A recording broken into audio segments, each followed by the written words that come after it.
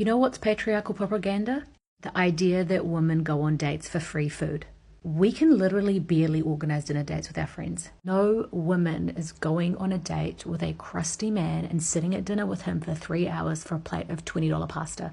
You know what's So we know this bullshit, right? We all know this bullshit. We know that was a thing, and there was a whole New York Times article. I think it was New York Times article about that, right? What he calls dating for a free meal rather than a relationship.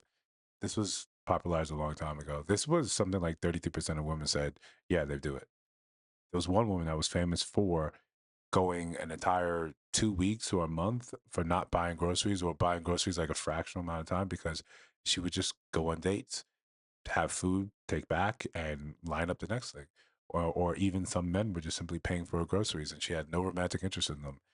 This is like, I don't want to call it a cultural thing, but it became like a cultural shift in dating where men realized this and said they don't want to be taken advantage of. So they pulled back on the expensive first dates, where it now became a thing amongst the male side, the male community, saying cheap first dates, right? If a date is supposed to be a time to get to know someone, then why spend that money when more than likely you're just here, you're just a foodie call.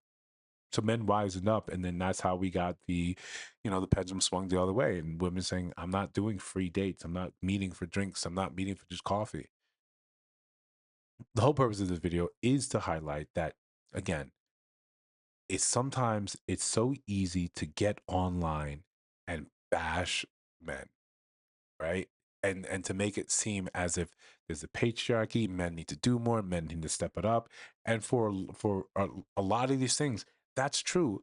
But let it also be true what you're saying, because you and your friends can't put together a dinner date. That doesn't mean that men are not being used for foodie calls. It invalidates the male experience, and then what do you expect men by and large to do with you? You still expect them to care, you still expect them to do anything. But when we look at this and we don't push back, we let it seem like, oh no, this is fine, this is okay. When we absolutely know the truth of the matter is something completely different. Before we play this one again, do a deeper dive into it, hit that notification bell, like, comment, subscribe. If you just suddenly see in my face, right, and you subscribe to the channel, thank you for that. Thank you for the new subscribers. Um, then yes, a notification bell, and YouTube does it whenever YouTube wants to do it. We just can't really complain about that. We just roll with it, like anything else. Again, um, this was popularized. This was an article that came out in 2019, right? This the rise of the foodie call. And I remember that it had a distinct cover. It was not the New York Times, it was the New Yorker, right? And someone could fact check me on that. I think it was the New Yorker that popularized and had this sort of cover on it that I think was actually kind of artsy fartsy. But this is very much a real thing. This isn't something that we can simply blame on the patriarchy because it's cool to blame things on the patriarchy. And it absolved women of something that men find abhorrent. If you don't have any romantic, you know, attraction or intention with a man, then you don't accept his drink, you don't accept his advances, you don't accept his date, right? Because now men are just saying this is why men go around saying this is gold digger behavior. And then the clever response is you don't have any gold to dig. I've got free meals to dig, right? And the less money you have, the more precious those free meals are, the more precious your time is. Either way, if we flip this and we had this men using women for something, insert X, we already know what the response is. The response is vitriolic. The response is canceling. Um, how do I know this? Right? Very simple. Tinder swindler. Right? When you see that happening, when men are using women for money, is a completely, it makes Netflix, right? Or the other guy that was um dine and dashing on women after he would, set up a date and he would just dip. He would just dip. And I think one of the reasons he was saying is because it happens to men all the time. When they finally got him, they had to get law enforcement involved, right? This is how important, this is how big it is when it happens the other way around. To deny it is, I think, is foolhardy, and again, it diminishes the male experience, which then what does it do? Men just kind of sort of check out. patriarchal propaganda? The idea that women go on dates for free food. We can literally barely organize dinner dates with our friends.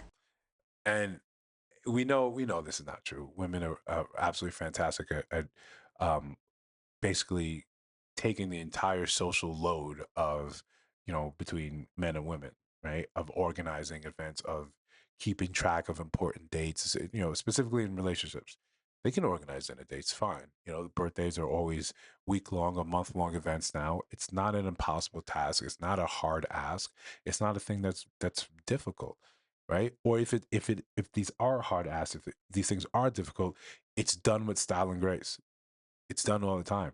To when people are trying to sometimes make their points, they will sometimes have to make these disingenuous leaps of logic to make it seem as if everyone else is can't do something, is poor at something, or it's the fault of something. Calling something like this patriarchal propaganda, like the patriarchy is around in your specific relationships, making it seem as if no, that never happened, or that's all women do. Come on, let's call a spade, and let's be absolutely forthcoming with what we're saying. Otherwise, you can't really have genuine discussions, genuine discourse with people if the very beginning you just pretend like the stuff hasn't happened that women themselves have said we do, and have said with some, you know with some amount of pride. Right? Again, the fallout of this ends up being men simply saying, "I don't want to have anything to do with you." Or I don't see the point. And this is what I see a lot of, especially young men coming up now, that they're saying, what is the point of working hard for 10 to 15 years? He said 10 years, but 15 to 20 years of working that hard just to get with someone who is going to use me for my resources, is going to use me for money. I have to become wealthy in order to date someone that is broke, or someone that doesn't have their act together, or someone that expects me to pay for their type of lifestyle. And now follow me, I'll land the plane in a second. You would want to now engage in proper discourse with that young man who's representative of that sort of generation, that sort of group think. But when the messaging from the other side is consistently full of holes, of just falsities or discounts the male experience, that breaks down the communication. No one wants to willingly talk with something or have discourse with someone that does not actually argue in good faith. If you don't do at least that, there's no sense in sitting at the table and coming to some sort of solution. So things like this, they often just seem innocent, right? I just want to jump on a trend. I want to say this because in my circle, this doesn't happen. But in reality, men have been saying this happens all the time, all the time. If you can't see that, if you can't look outside of yourself, outside of your circle, then you're not going to get anywhere in terms of changing the course, or correcting course as we see fit right now.